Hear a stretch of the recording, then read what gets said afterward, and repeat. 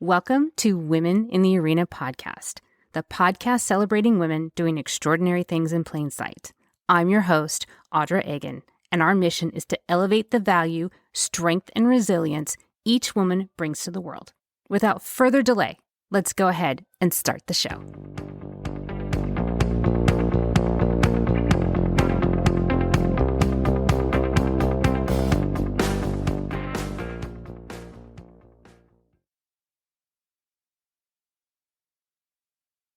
Welcome in, everyone, and thank you once again for joining me this week.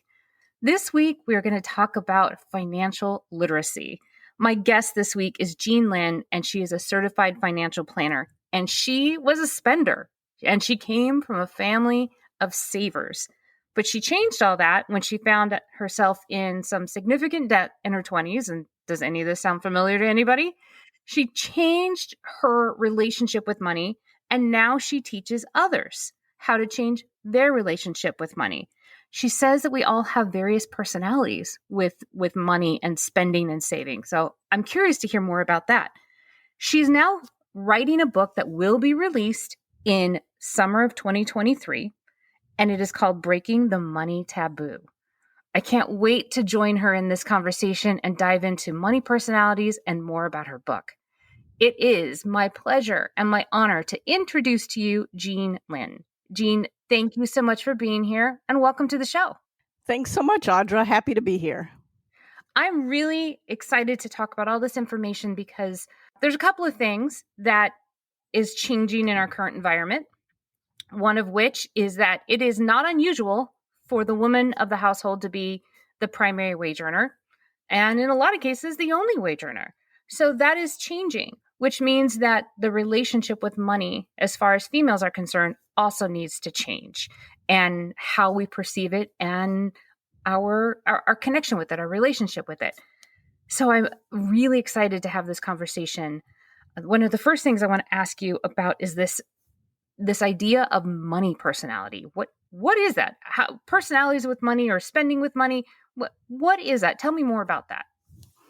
Absolutely. And I think it's important to realize that there's not one right or wrong personality when it comes to money, but all of us have unique relationships with money, and oftentimes they're influenced by early childhood experiences. And as you shared in the intro, I'm a spender. I grew up a spender in a family of savers, and I'll just share with you my story. I still remember being 13 years old and hearing those dreaded words, "We can't afford it," when I wanted a pair of Guess jeans. And to me, what I heard instead of "we can't afford it" is "you are not worth it." And so when I grew up, I spent as an expression of my self-worth. My brothers and sisters had the same experience that I did, and most of them grew up to be savers. So it's really unique to everyone's individual personality as to how they deal with money. There's two things to think about when you think about your personality. Do you have a scarcity mindset, or do you have an abundance mindset? So scarcity mindset tends to be those savers, folks that have an abundance mindset, things are going to be better going forward, you're maybe an optimist, are the spenders. The other dynamic when it comes to money personalities is, do you really enjoy money and investing? You know, if you enjoy money and investing, you have spreadsheets, right? Multiple spreadsheets. Or do you tend to avoid money and investing? And many women can fall in on that avoidance. So if you're someone that has a scarcity mindset, let's say you're a saver and you avoid money, to you, money and investing is stress. And I know many women have that mindset. They don't even want to think about money and investing because just the topic, bringing that topic up, it can be a stressful situation for them. I've been taking some notes as you were speaking because there's a couple of things that jumped out at me as you were explaining the different personalities. One of which that threw me because I'd never heard it expressed this way, but it made perfect sense and it was a little triggering for me, if you want to know the truth, is this idea of we can't afford it versus what you hear, you're not worth the money. Mm-hmm. You're not worth spending it. I thought, oh my gosh, I think I might feel that. I didn't, when you said it, I was like, I've never heard that before, but I am having an emotional response to it. I want to start there. Tell me more about that. And especially for maybe females having this emotional response to that of relationship with money. Absolutely. And I would say it isn't necessarily exclusively women that have that reaction, but many women do. I think one of the disconnects that I had was that my family was relatively comfortable. We lived in a nice house. My dad had a good job. So I didn't understand why I kept hearing those words, we can't afford it. And money was a bit of a taboo subject in my house. We didn't talk about money. So I didn't understand the rationale behind my parents' spending decisions. And looking back on it, I realized that every family has basically a purpose, a way that they spend money or save money, a reason why. But most of the time, people don't articulate that. And if I look at my family's history, I would say, my family's money purpose was we save first and spend as a last resort because we prioritize education.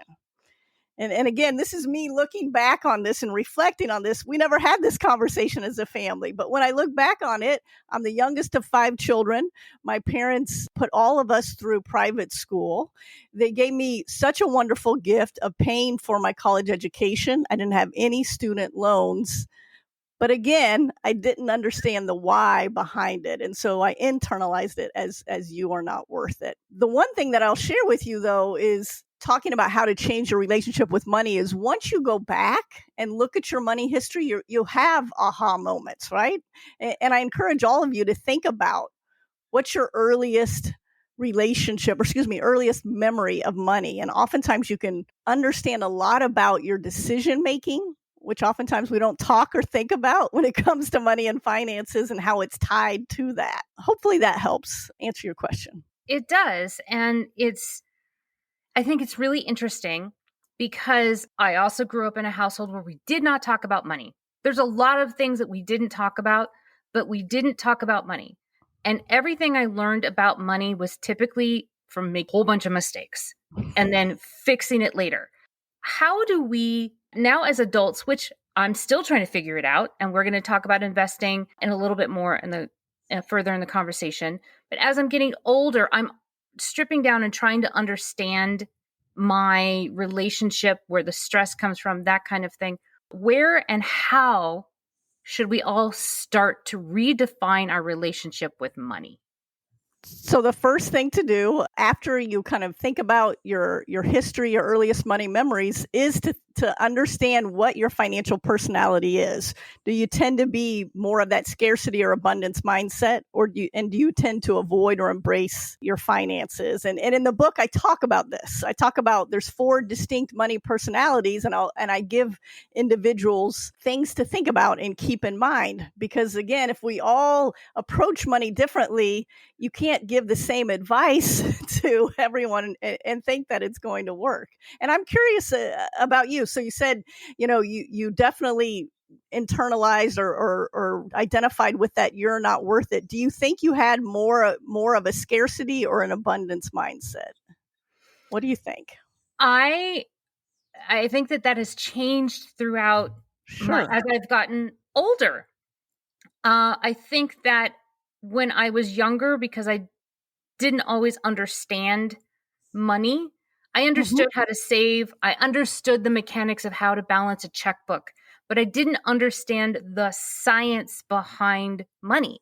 So I think that, and I grew up in a household that was comfortable. We also went through private school, that kind of thing. So I didn't understand the whole, you can't afford it. That whole thing that you just said, I was like, oh my gosh, do we have the same family? I have no idea. But so I thought I had this abundance mindset. I thought that because you could see the things that we had and the cars, the house, you could see it. So I thought money grew on trees. I literally didn't know behind that. And as I've gotten older, I had my own family. I realized that no, things cost money and there's effort behind that. So I think that as I got older, got married, had my own children, expenses, college. I think that I started to have a scarcity mindset. But now I'm trying to understand the balance between the two because I recognize that there is one. I'm just trying to figure out how to get to that one because things have changed and circumstances for my family have changed once again. We're now empty nesters. We're now thinking about forward plans. We're young if I could say empty nester all that well. We're young empty nesters. We're in our early 50s because we had children in our mid 20s, and we have a whole lot of life left. And now we have all these options. And now I want to just help put us in a strategic spot so we can enjoy those options. So it's changing. And there's just a whole lot of information, but a lot of it is overwhelming. And I just don't know what to do with it. I understand. So that's helpful. And it is a continuum. And that makes a lot of sense. You can change over time. But the second question I would ask you is, where do you think you fall? Do you tend to more avoid conversations, thinking about your finances, or do you enjoy investing in finances? I'm starting to learn how to invest. I don't know if I'm good at it or not. So I usually take the safe route. And I enjoy having that opportunity to do that. I wish I could understand more so I could take more calculated risks. And right now I know I'm playing the safe route. So it's a little bit of like, for me, it's a lack of education, which I know is a lot of women out there. It's a lack of education. It's a lack of comfort of how do you make smart, risky decisions. And I mean, and I know that sounds odd the way I just phrased it, smart, risky decisions, but basically how do we measure risk and be comfortable with it? That kind of thing. I am so glad you brought this up. So let's talk about the word risk for a second. And I want to take a step back and acknowledge that the financial industry was created by men for men. And so oftentimes the words that the financial industry uses doesn't necessarily acknowledge that women may have a different point of view. There's a question that every financial advisor, every investment manager has to ask their clients. And that question is, what is your risk tolerance? This question drives me crazy because the word risk means something different to men than it does to women. So let me tell you this. When men hear the term risk, they view it in a positive light. For men, risk is, I'm going to go out and feed my family. Risk is necessary for survival. But when women hear this term risk that is so enmeshed in the financial industry, in general, women view the word risk as a negative term. Risk to women is something that you do that's bad, that may or may not result in a negative outcome. Risk is not wearing your seatbelt. Risk is not putting your children in a car seat. So I totally understand your wording that when you're talking about smart risk, because this word means something different. And it's actually, I think, doing a lot of women disservice to be asked that question. I speak to a lot of women all the time, and I brought up this story with a group of women investors, and one woman raised her hand. She said, I remember when my financial advisor asked me that question, what is your risk tolerance? She said, and in my mind, I heard, what's your tolerance for jumping off a cliff? And so this is a great example. Oh, go ahead. Of how this question is not great. Yeah, because I have an emotional response to risk because I have this program running in my head of you have to be careful. You have to keep your keys in your hand when you're going from a building to your car. If you're alone at night, I mean, if you're traveling alone in an airport, you always have to be on alert. There's always this be on alert because there's a risk of danger coming from unknown sources.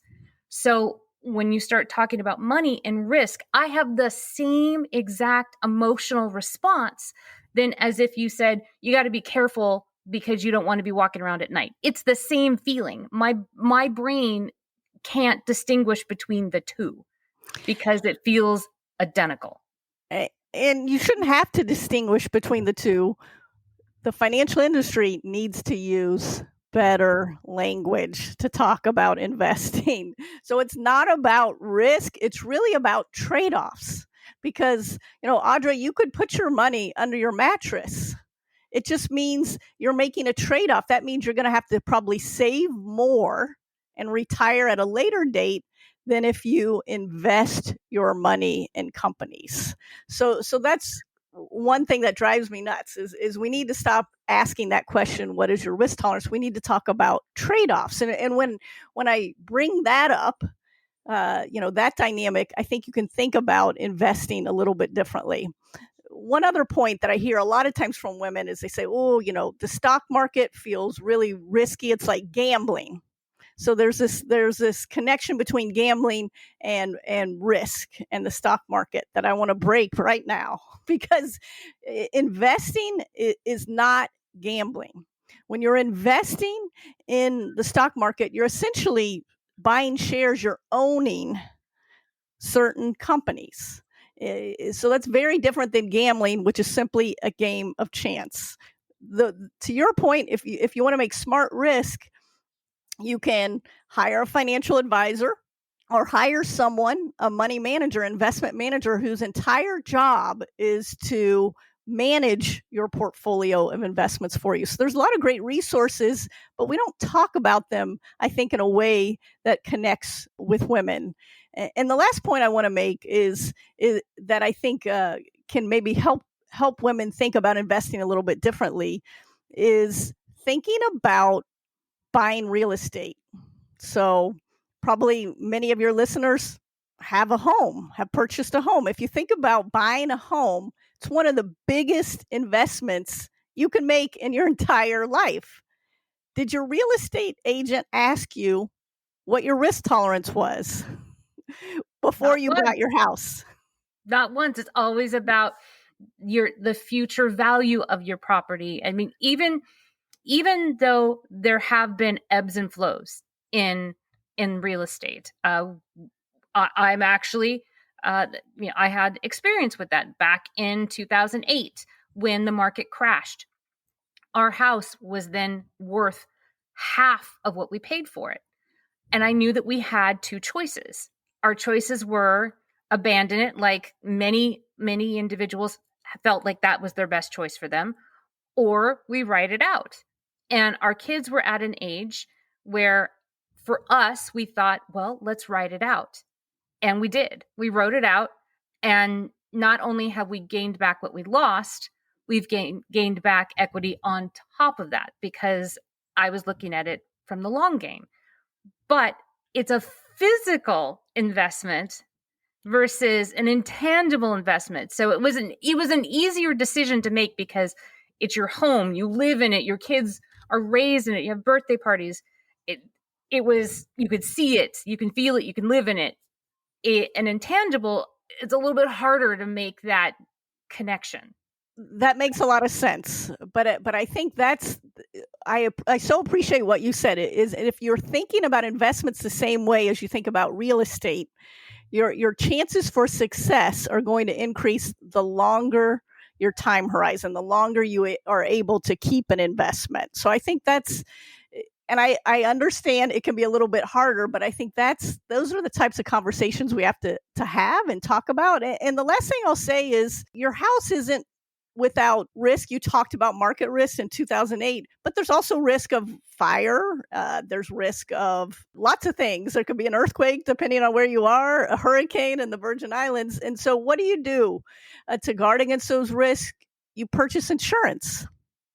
And the same thing can be said when you're thinking about money and investing. And so one thing I really think everyone should consider carefully is having an equivalent of that home insurance in your investment portfolio. And so oftentimes you hear people talking about an emergency fund. You should have an emergency fund. And I agree, but I think for women especially, because we've talked about, risk can be triggering, the stock market can be difficult. But if you can start to put money and potentially assets away in what I call a security blanket. And simply this is whatever it takes for you to feel safe and secure financially. A dear friend of mine, everyone's answer to this question is really different. A friend of mine said, I need $100,000 in cash. She said, once I had that $100,000 in cash, I felt more comfortable investing for long-term things like retirement because I knew that was there. Now, other people may not need that much. You could even think about your home, maybe paying off your home is a source of security.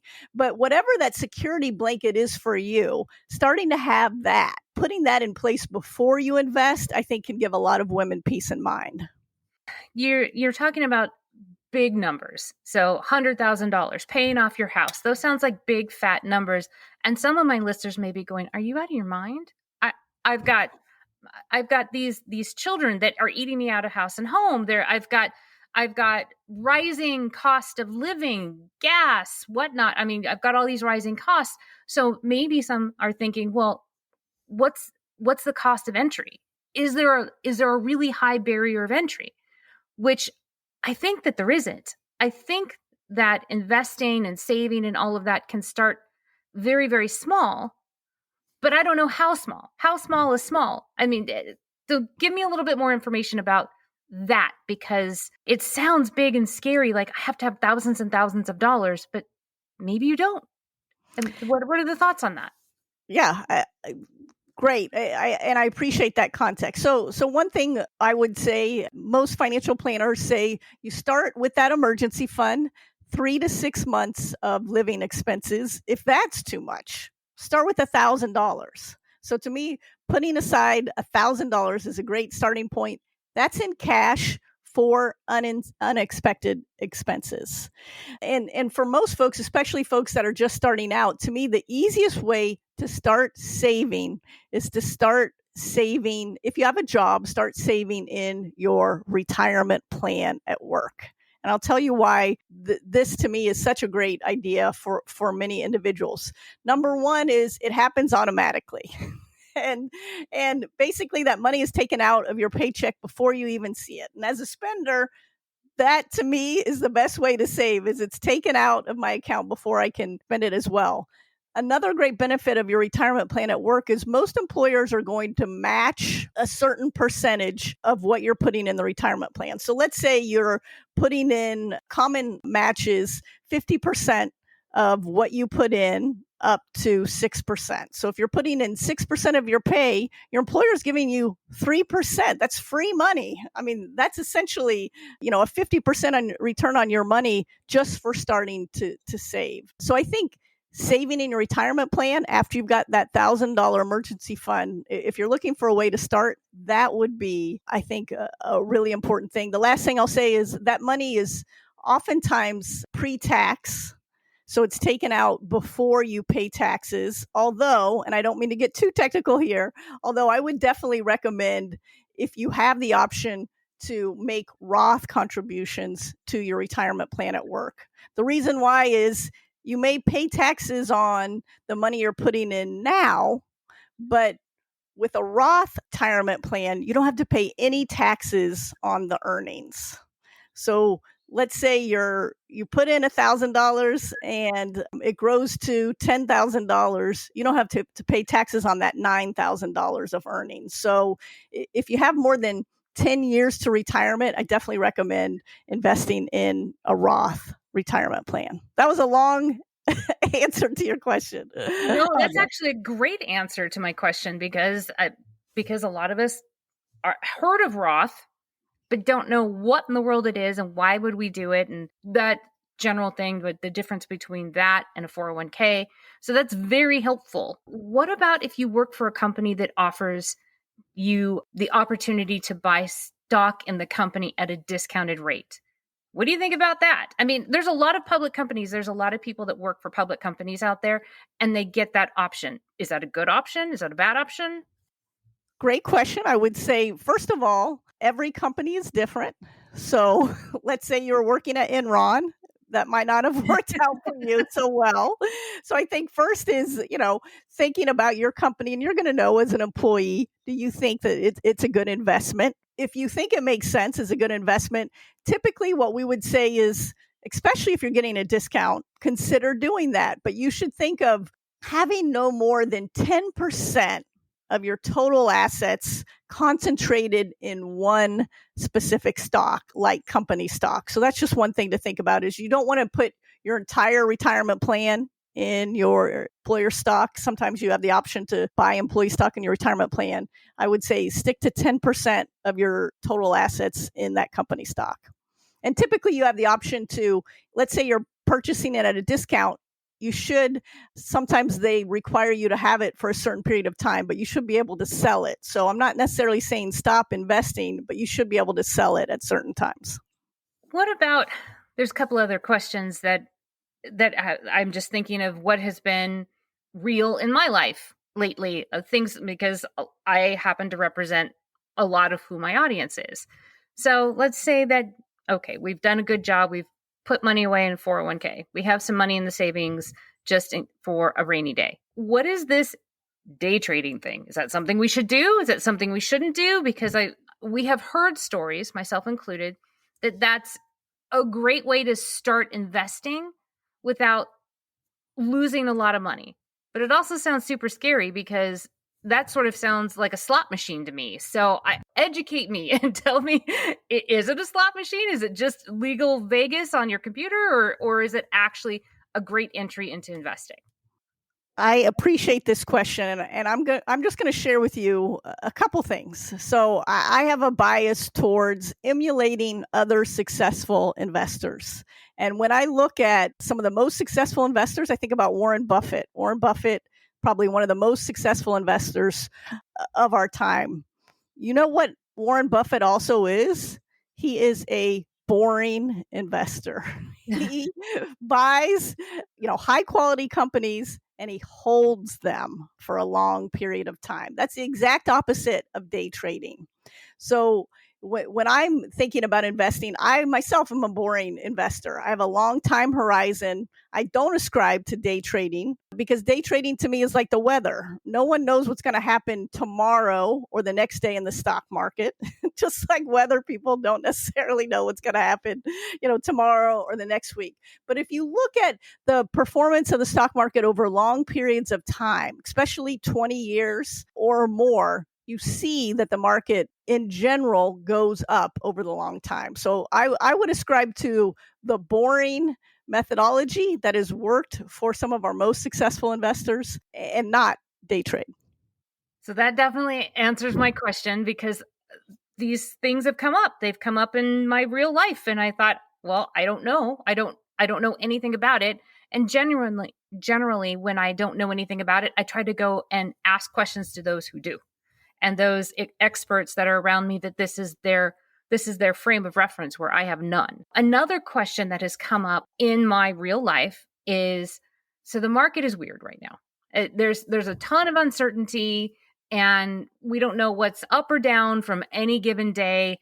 There's all kinds of influences coming from all over the place. We've got global unrest. We've got rising gas prices because they're decreasing the production of oil. Inflation is out of control. Interest rates are rising. You've got all of these elements creating stress in the financial market. And then people look at their 401k and see that it's losing money. And there's a little bit of panic. Should we panic? Is there reason to panic?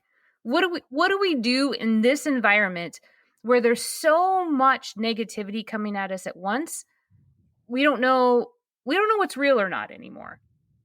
So how do we deal with that in terms of money? Another great question. And this is why I go back to having that security blanket, having that emergency fund gives you the ability to ride out the ups and downs of the market. So if you have some money set aside for emergencies, if you know you're not going to have to rely on your investments, you can take that long-term approach, which is, to me, the best way to have success over time. So the markets are, so when you share the market's uncertain, things are uncertain. I've been in the financial industry over 25 years. I've heard that phrase every year over the last 25 years. The market's always uncertain. No one knows what's going to happen in the short term.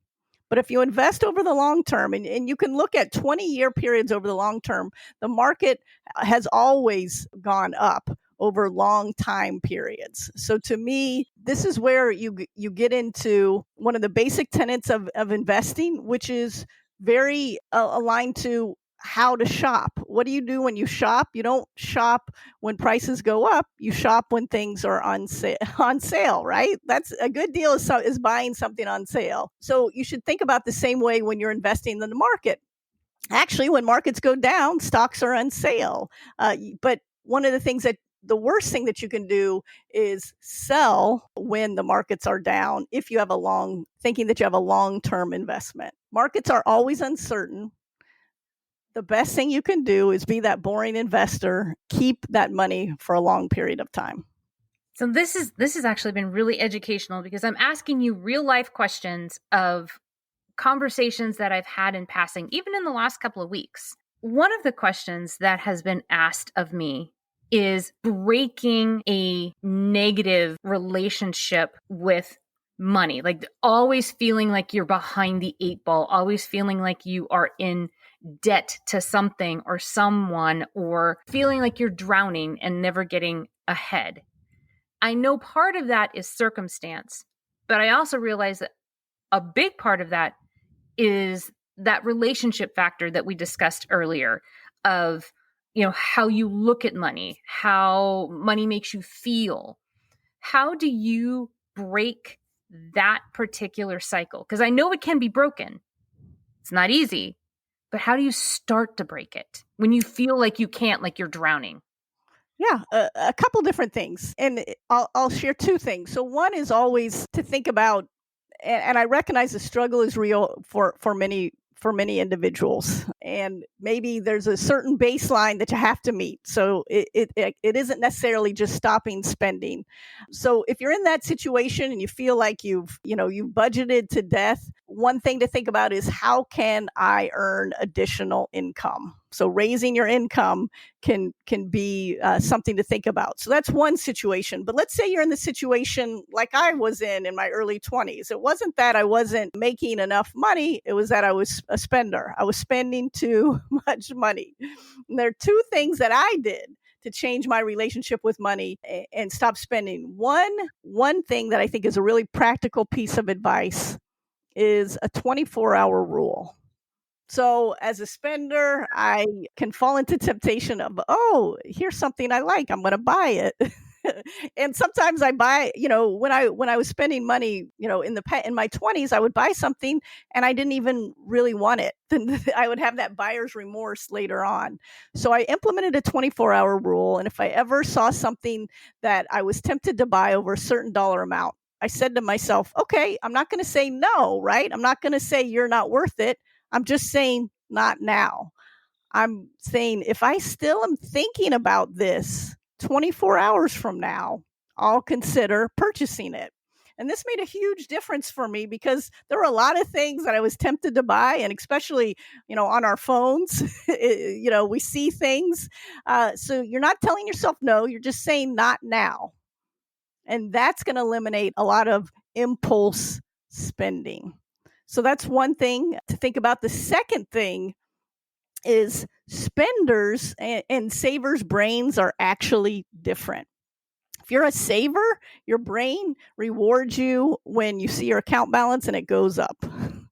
As a spender, I don't necessarily get that reward. I get as a spender, my brain rewards me for when I'm spending money. And so what I realized is, again, I can't tell myself no, but I can make trade-offs. And so as a spender, I made big intentional spending goals for myself. So maybe it's a vacation, maybe it's a new car, whatever it is, you give yourself a spending goal, and that becomes a trade-off for every other spend that you make. Do I want this purchase today, or do I want to put that money aside for that big spending goal? So giving yourself a spending goal is another way to change your behavior. So then if you have these spending goals, maybe your spending goal is starting to invest. You're just tricking your brain rather than having that retail therapy that some of us have, because there's a rush when you go and spend money for those that are spenders. But maybe you're saying, put together a spending goal, and maybe you can switch your brain or trick your brain into spending money wisely in a different direction. Am I understanding that correctly? Just want to make sure I'm hearing that right. Yes, you are. And one thing I'll share with you, the number one goal for all investors in America is retirement. This to me is a terrible way to think about that goal. Because what is retirement? What is retirement? Retirement isn't necessarily something that's going to motivate you. But that's one thing I would urge you to think about is, what would your life look like if you had the freedom to stop working? What would your life look like if you had the freedom to stop working? Write that down.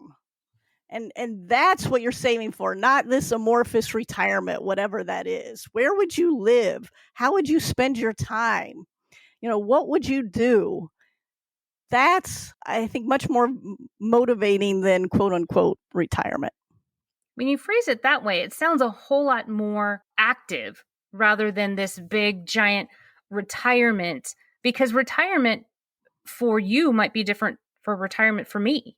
I mean, you might want to travel around the world. I might want to go volunteer my time. But what you're saying is that retirement is not this, let's go play golf all day, unless that's what you want to do. But maybe it's now being completely in charge of your time. Freedom from having to share your time with an organization or a corporation. 100%. And maybe retirement doesn't have to be, maybe you don't have to wait until you're 70 or 80 years old. Thinking about it that way can motivate you maybe to make some different choices and really figure out what's important to you. That, to me, at the core, the freedom, to me, is one of the reasons I'm so passionate about talking to women about money. Because when I think about women specifically, freedom, the freedom to decide who you want to live with, where you want to live, how you spend your time, the way we achieve freedom is through financial independence. And I don't think we talk about that enough. If you can have your own money, you can make your own choices. And to me, that's the most freeing thing for any women, for any woman. And that's why we have to talk about it, which most women don't. Because it's this weird taboo. And this is a great segue. So thank you for setting up the segue for me to talk about your upcoming book of breaking that taboo. And it is Breaking the Money Taboo is the working title for your book that, as I mentioned earlier, you anticipate that it's going to launch sometime in this summer of 2023.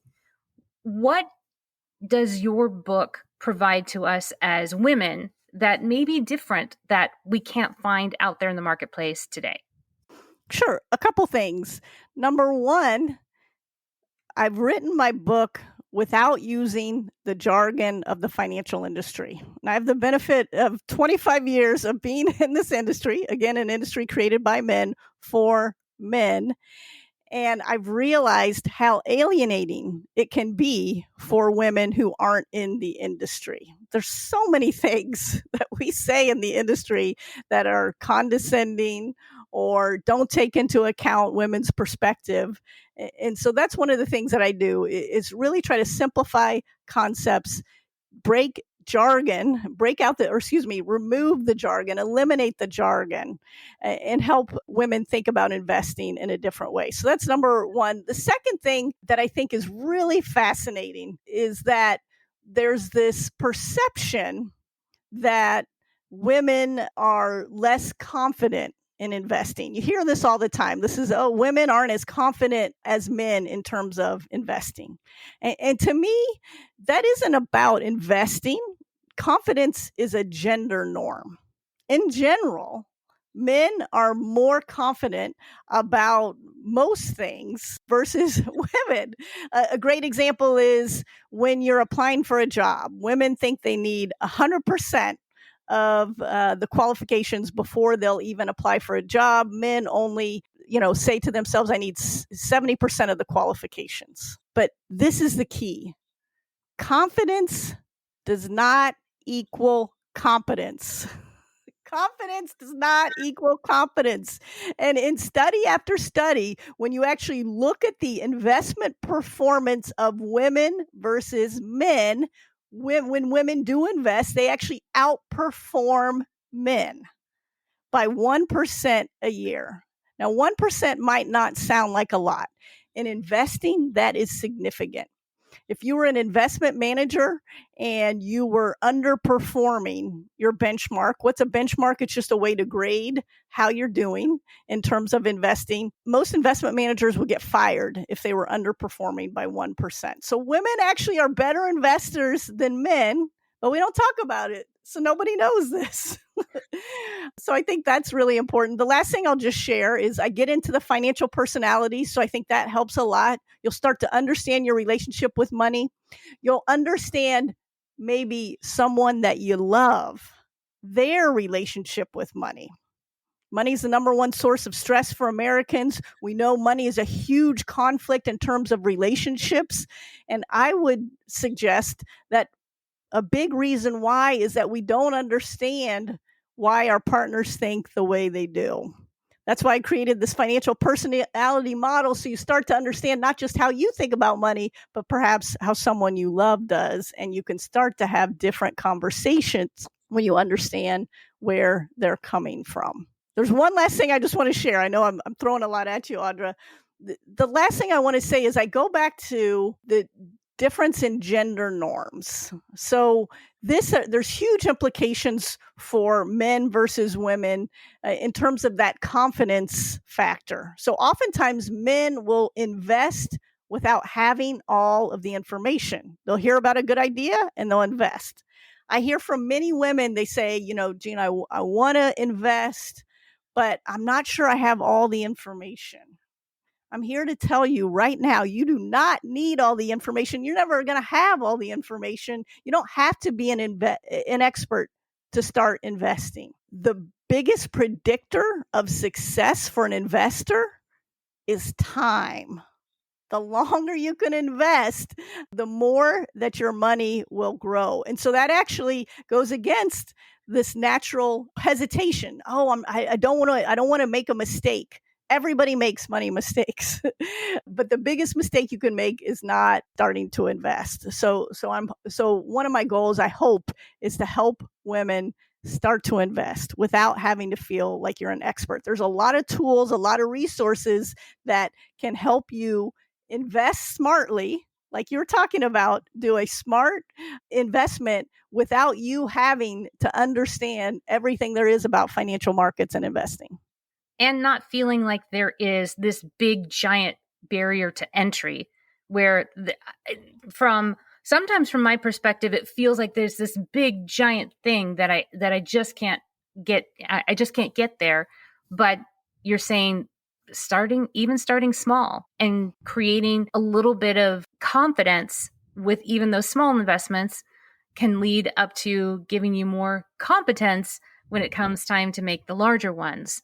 So it feels like it's a rewarding system that you can start even very, very small and even just dipping your toe into it. It sounds like that Martin Luther King phrase, you don't have to see the whole staircase to take the first step. And you're saying the same thing to me with investing. You don't have to know everything. You don't have to have a lot of money. You just got to step forward a little bit and then make sure you take little steps each time along the way. I want to make sure that I'm interpreting what you're saying in the right visual that's going on in my head. You're exactly right. And a great mentor of mine, because I have that same tendency, maybe of I feel like I need all the information before I make a decision. He would always share this with me. He'd say, crawl, walk, run, Jean. You don't have to start running. You could start by crawling. Crawling in terms of investing, you're right, is again starting with that retirement plan. Usually in your retirement plan, they have things that are called target date funds. It's an easy way to invest for your retirement, and it really takes all the decision making out of you, because a professional money manager is managing all of the companies that are invested in that target fund. So that to me is one of the easiest ways to start. Everybody just take a deep breath and start. Money is not necessarily scary, although some of us may have been raised with it to be scary and raised with the taboo to not talk about it. I think everyone should start talking about it. I think that we should erase the taboos around money and just start moving forward. Jean, we're really getting close to running out of time. If the audience wanted to reach out to you and had questions because of your expertise, is there a way that they could connect with you? Yeah, so I would encourage anyone that has questions, feel free to reach out and connect with me on LinkedIn. First name Jean, last name Lynn. I welcome any of your audience members reach out and connect via LinkedIn. I will do one better. In the show notes, I will make sure that your link to your LinkedIn bio is in the show notes. So if they have any questions about investing, saving, or any of the other topics that we discussed today, they can reach out to you there. Also, make sure that everybody be on the lookout for her book. When the book finally does publish and launch, I will make sure that Jean lets me know so I can blast that over all of our social pages so everybody is aware. I want to give you one last moment with the audience without me jabbering on to give you a final and lasting sentiment to the audience. So I'll go ahead and step back and let you have it. Thanks, Audra. I really enjoyed our conversation today.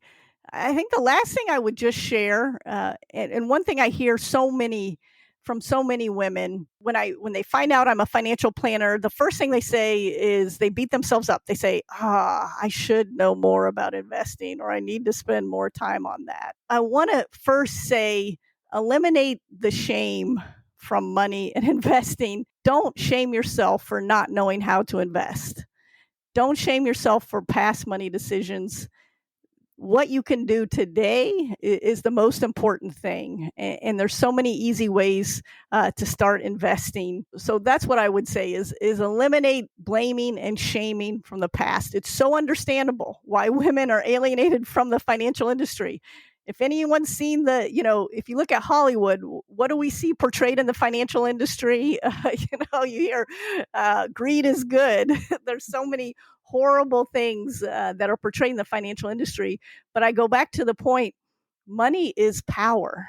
And if women want to be independent, becoming financially independent is the way, to me, that women can be more empowered than ever before. Thank you for giving us that reminder, and that we need to let go our former relationship and our former emotions with money and just move forward. So Thank you for that reminder. And thank you for writing a book that helps eliminate that alienation between women and investing and just simply a relationship with money. So thank you for taking the time to write that, so it doesn't feel big and scary like we have to defend ourselves against. It becomes something that we can embrace and use as a tool to find freedom, whatever that freedom may look like. So thank you so much for taking the time to be here with me and have this conversation and share it with the audience. Thank you, Audra. I had a fantastic time. I had a wonderful time with you, and I can't wait until the book launches. It'll be a fascinating read. I most definitely will be there to read it and gobble up all the information, because Lord knows I need it. So thank you for being here. And I want to thank all of you for being here, and we'll see you again next time. This is just the beginning.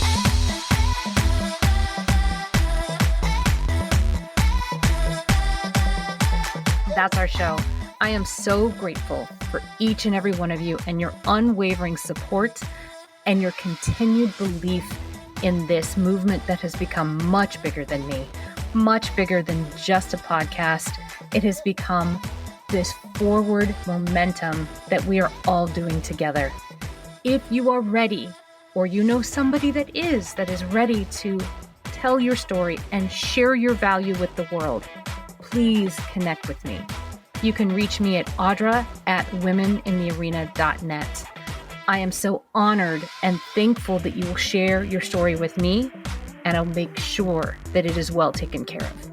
I will never stop thanking each and every one of you, and I cannot wait to talk to you again next week as we share another woman's story and we celebrate her doing extraordinary things in plain sight. We'll see you next time.